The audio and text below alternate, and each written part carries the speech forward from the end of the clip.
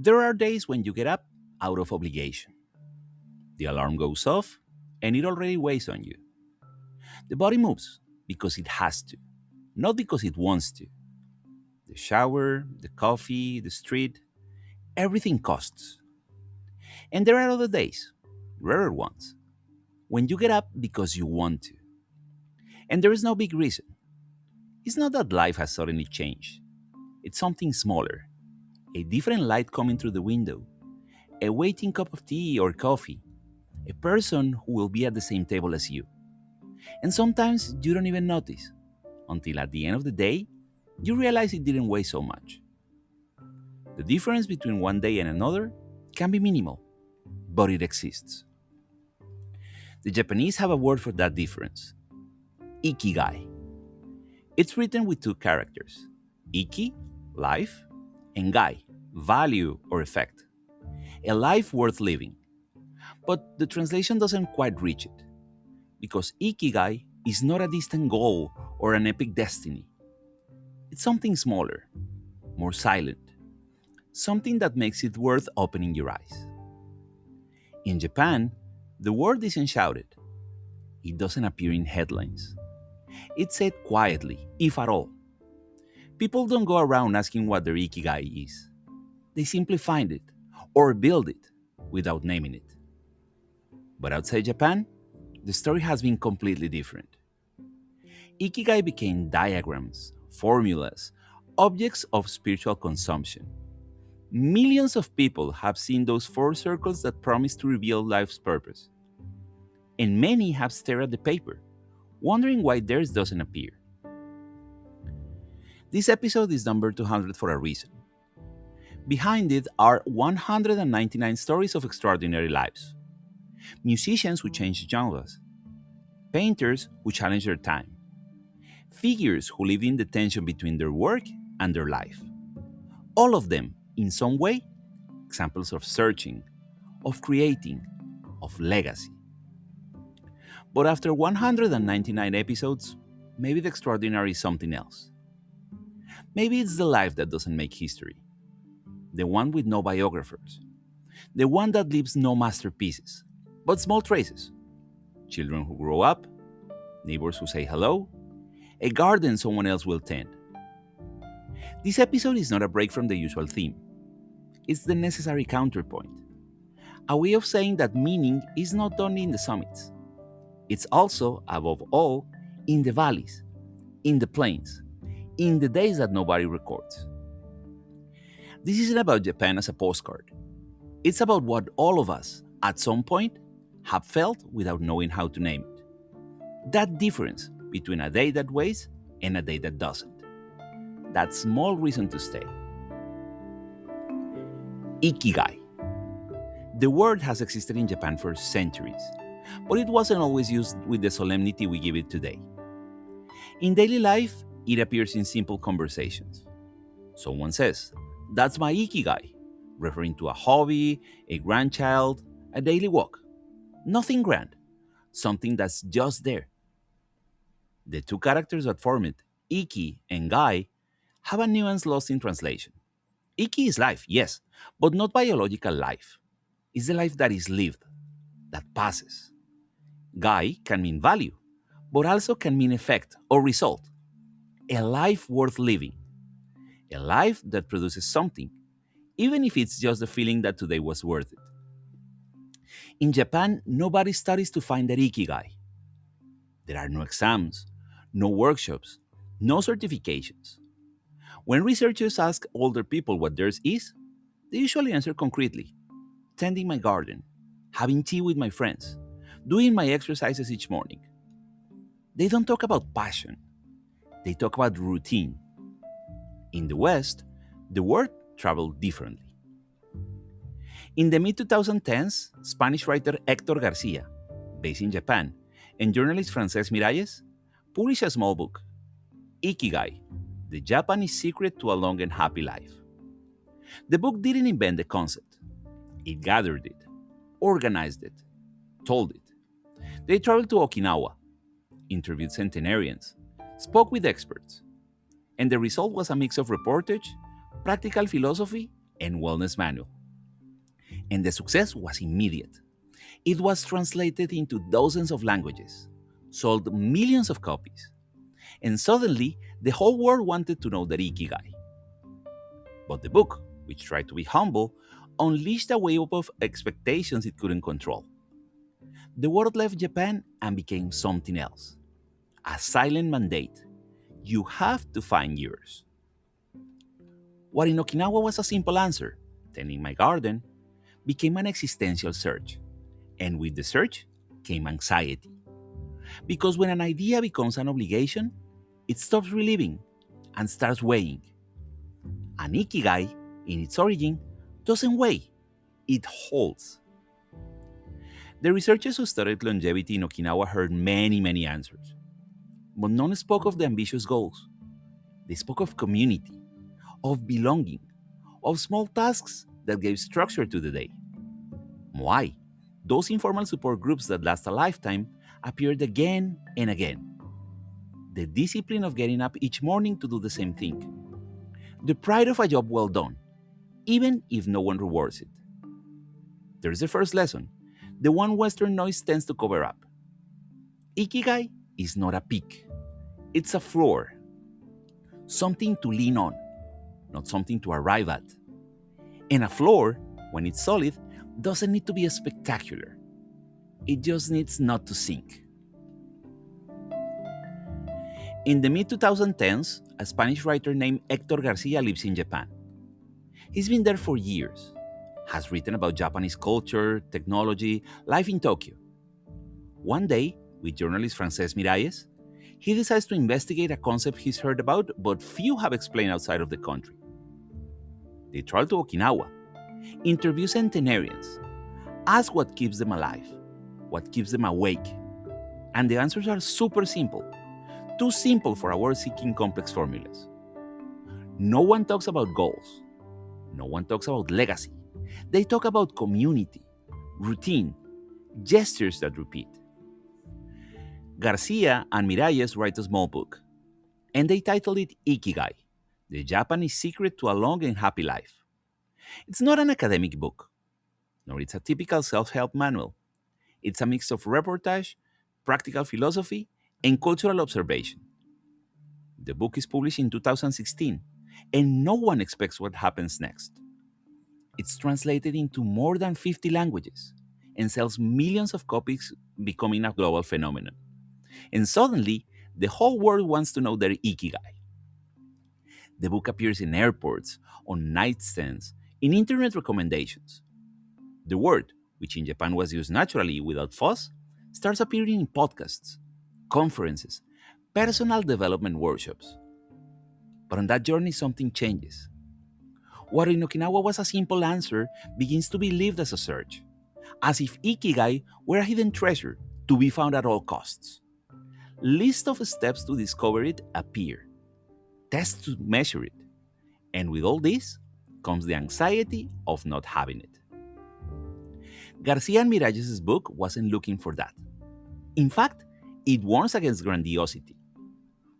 But once an idea goes out into the world, it no longer belongs to the one who wrote it. It becomes what readers make of it. And what many made of it was turning Ikigai into one more obligation, another thing to have, another standard to reach. The word traveled, but on the journey, it lost something. It lost naturalness. It lost smallness. It lost the possibility of not being spectacular. And what in Japan was a whisper, in the West became a shout. And when things are shouted too much, sometimes they stop meaning the same thing. Okinawa is an archipelago in southern Japan. Subtropical climate, clear waters, a slowness you can feel in the air. It's home to one of the longest living populations on the planet. And it's not rare to find 100-year-olds who still work, still walk, still laugh. Documentaries show dancing elders, green fields, easy smiles. But Okinawa isn't a postcard. It also has poverty. It also has neglect. It also has young people leaving for the cities and not returning. What's interesting is what happens despite that. When researchers came to study the island longevity, they expected to find secret diets, miraculous exercises, privileged genes. They found something simpler and harder to export. They found community. Okinawa's elders belong to something called moai. It's an old word that describes informal mutual support groups. They form in childhood, sometimes in the neighborhood, sometimes at school, and they last a lifetime. If someone goes through a hard time like illness or loss or financial difficulty, the moai is there. It's not a network of contacts, it's a network of presence. You don't need to call, you don't need to ask. They're simply there. The researchers also asked about Ikigai, and the answers again were very concrete. A 104-year-old woman said, weaving. She didn't explain why. She didn't talk about legacy or creation. She just said, weaving, like someone says breathing. A 98-year-old man said, tending to my small garden. And he did it every morning. And he'd done it for decades. The garden didn't feed anyone but him. But it was there, waiting for him each day. No one said, changing the world. No one said, leaving a mark. They said things you can do with your own hands. Things that repeat. Things that need no explanation. In the West, that sounds like little. But in Okinawa, it's enough. The image of the elderly man sweeping the entrance to his house each morning isn't a metaphor. It's a practice. And that practice, repeated over decades, it's part of what keeps the body moving and the mind in the world. There is no epic. There's routine. And in a well-lived routine, there's more meaning that we usually recognize. Because Ikigai isn't always a dream to fulfill. Sometimes it's simply something you've never stopped doing. Something that holds without making noise. At some point, someone drew a diagram. 4 intersecting circles, and in each, a phrase. What you love, what you're good at, what the world needs, what you can be paid for. In the center, where they all cross, a larger word, Ikigai. The diagram went viral.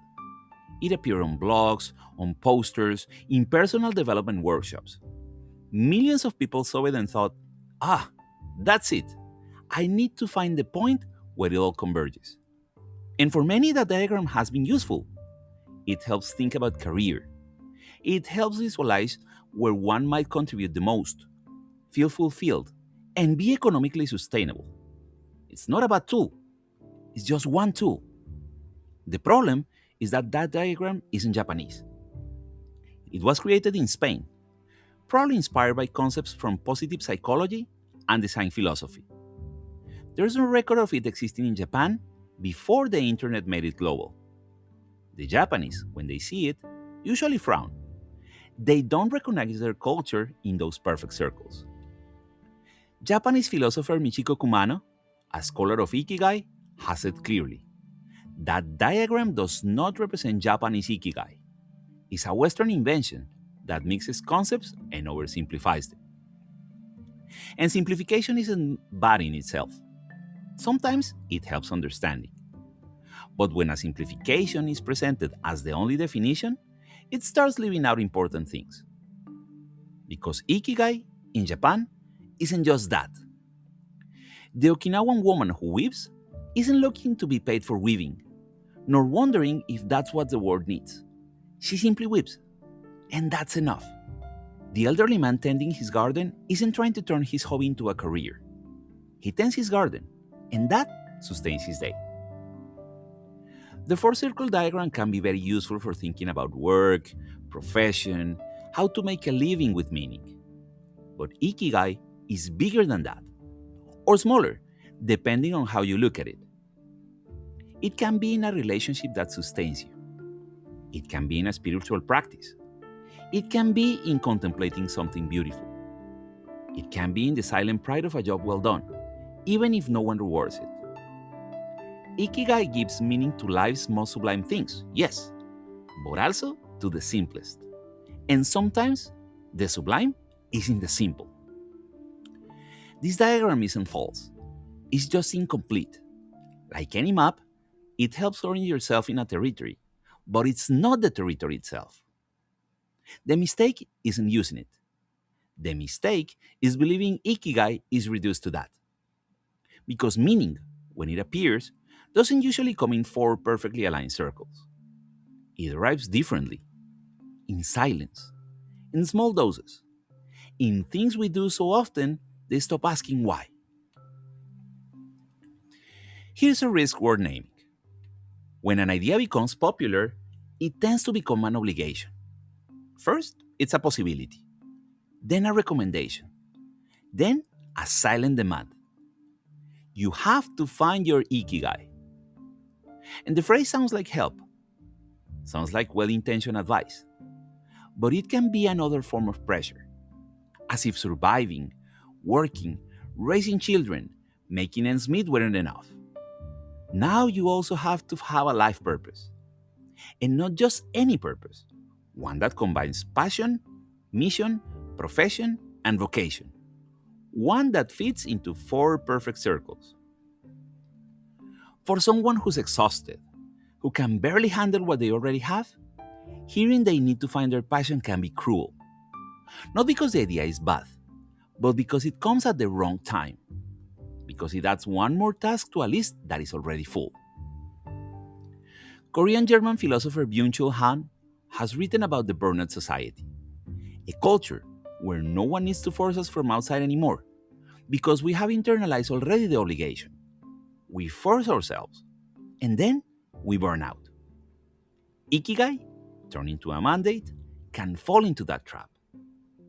It stops being relief and becomes another standard to reach, another thing to measure, another indicator that maybe we are not dealing well enough. In Japan, where the war was born, the relationship is totally different.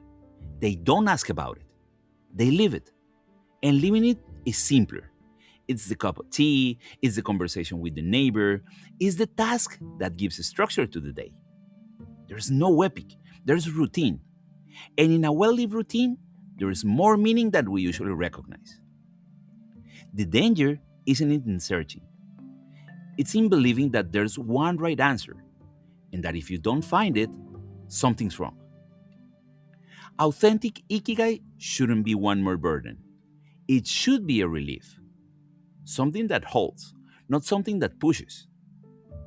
That's why in Okinawa the elders don't say, I'm searching for my Ikigai.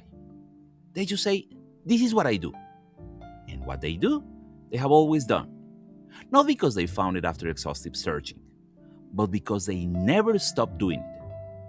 And sometimes, purpose isn't ahead, waiting to be discovered. It's behind, in what you've already been doing for years, without knowing it was important.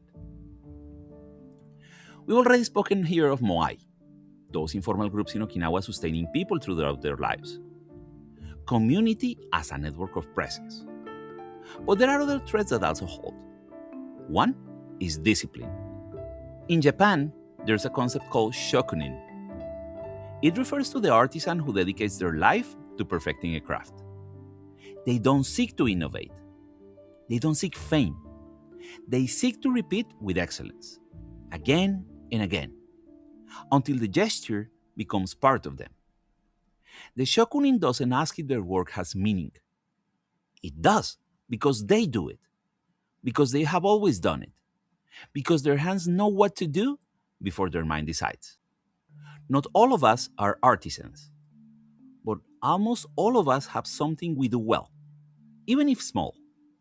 Something that requires attention, that absorbs us, that makes time pass without noticing. For some, it's cooking. For others, organizing. For others, writing, even if no one reads it. That is also Ikigai.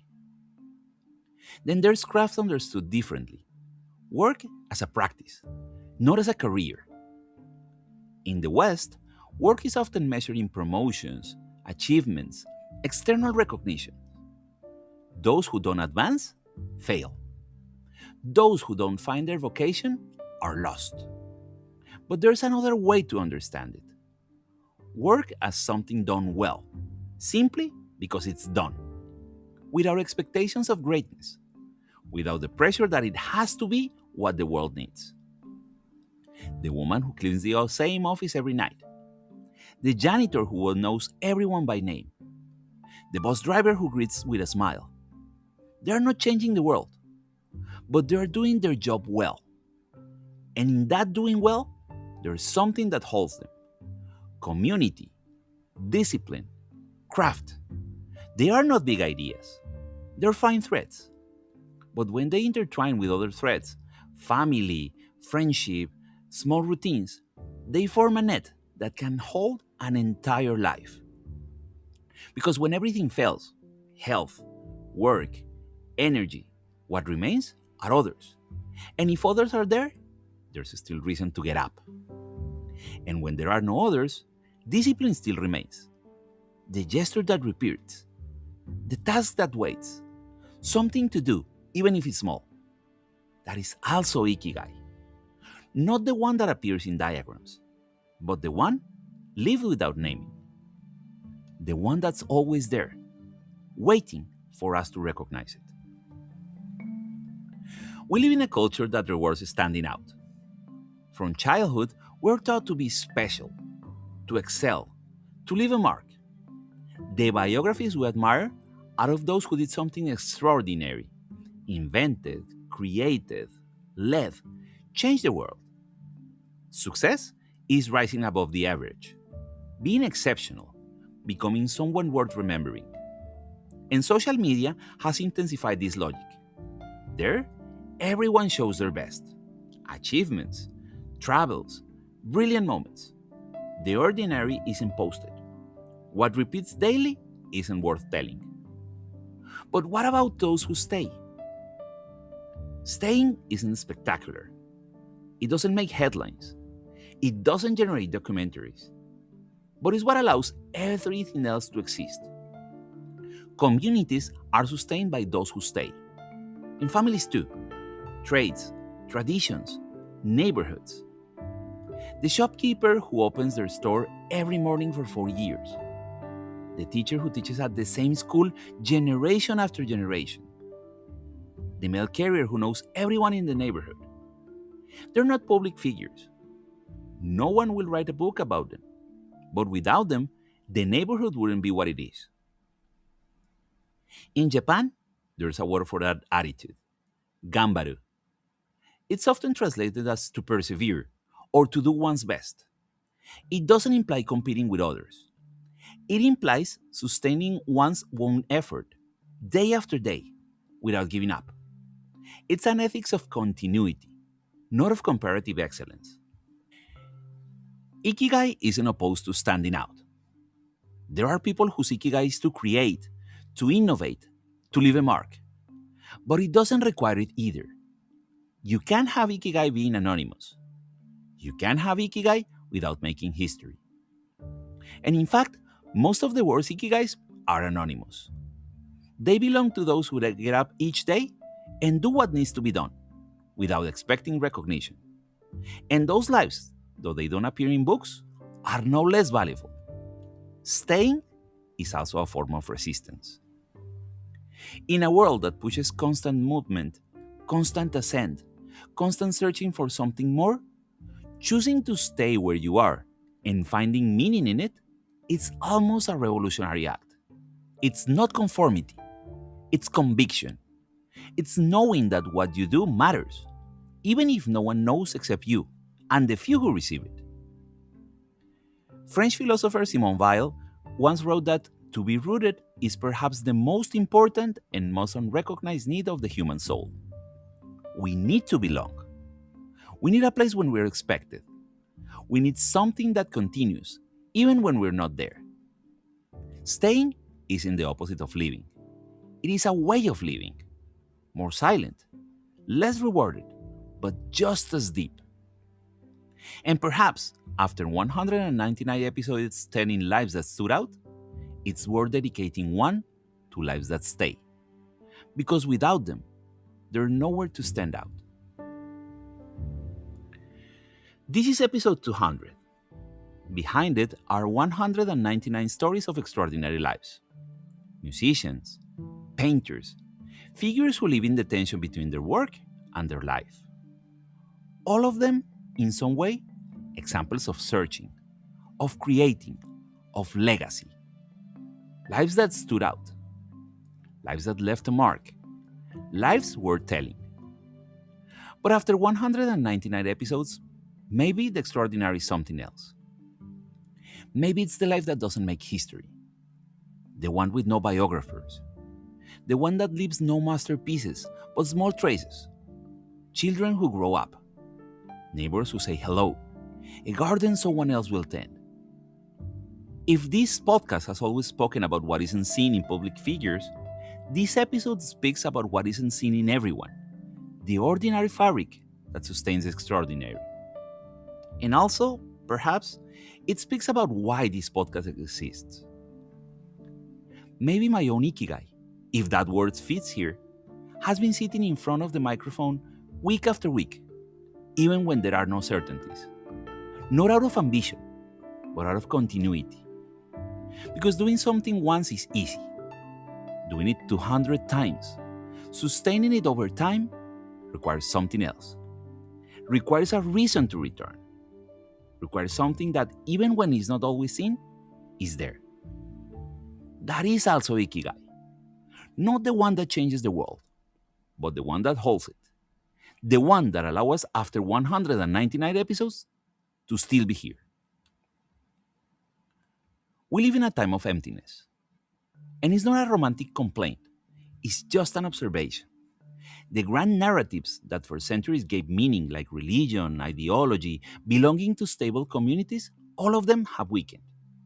In their place, the individual remains alone, forced to construct their own purpose.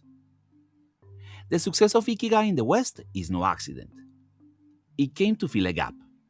It promised to answer the question many ask in silence. What's all of this for? What's the point of getting up each day? But when an idea arrives from the outside to fill a void, it risks becoming a product. Something to be consumed, tried, abandoned if it doesn't work quickly. Or worse, something that becomes another demand. You have to have a purpose. You have to find your Ikigai.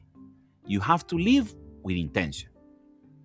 Phrases that sound like help, but spoken from the outside can crush. Because what if you don't find it? What if what you have doesn't look like the four-circle diagram? What if you barely make ends meet and have no energy left to search for your passion? The void isn't filled with a grand purpose. It isn't filled with a life mission bought from a self-help book. It fills slowly, with gestures repeated until they become invisible, with care, with continuity. Care for oneself, in the form of routines that sustain without asking. Care for others, in the form of presence that needs no explanation. Care for one's craft, in the form of attention than what you do, even if no one sees. Care for the day, in the form of discrete reasons to get up that don't even need naming. The trace this idea leaves isn't an infallible method. It's a silent authorization to consider that what you're already doing might be enough, that an epic mission isn't necessary, that sometimes one reason to get up is enough. And that reason can be very simple. The smell of coffee, the morning walk, the baker's greeting, the plant that needs water, the friend waiting for your call. These are things that don't change the world, but accumulated with care and continuity, they sustain an entire life. And sustaining a life, though it may not seem like much, is much harder than it looks. Maybe purpose isn't a mission waiting for us at the end of the road. Maybe it's something we do so many times, it ends up defining us. Not a destination, but a practice. Not something that shouts, but something that remains. What holds us isn't always large. Sometimes it's simply what we don't let fall. A relationship we care for even when it's not perfect. A habit we maintain even when no one sees. A place we return to even when we could leave. In a village in Okinawa, a 102-year-old woman still prepares tea every morning. She doesn't do it for anyone in particular. She does it because it's what she's always done. Her hands remember the gesture. Her body waits for that moment. The tea isn't special, but the ceremony of preparing it, it is. Yes. And that's her Ikigai. Each morning, for more than 9 decades, she found a reason to get up. And maybe that's enough. Because in the end, meaning is something found once and for all. It's something cultivated each day, like a small garden, like a conversation that repeats, like a cup of tea that's always hot when you most need it. There is no formula, no diagram can contain it. There are only questions that each person answers in their own way, with time, with gestures, with the people they choose to keep close. What do you do without noticing time? Who do you get up for? What would you repeat even if you didn't have to? What do you hold even when no one asks? The answers may be small. They may impress no one. But if they're there, if they're alive, if they're present each day, then there is Ikigai. The one that allows, after 199 episodes telling extraordinary lives, this episode to have spoken of the ordinary. It just doesn't make noise. Ikigai isn't a spectacular goal. It is a reason to stay. Thank you.